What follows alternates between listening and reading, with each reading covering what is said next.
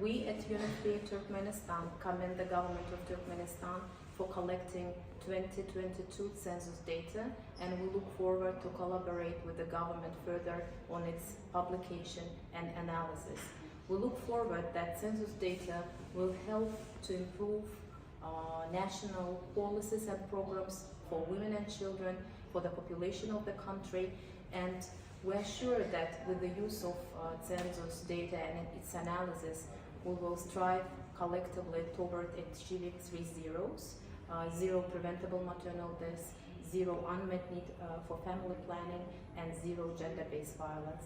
Besides that, UNFPA also promotes the use of census data for monitoring of SDGs progress.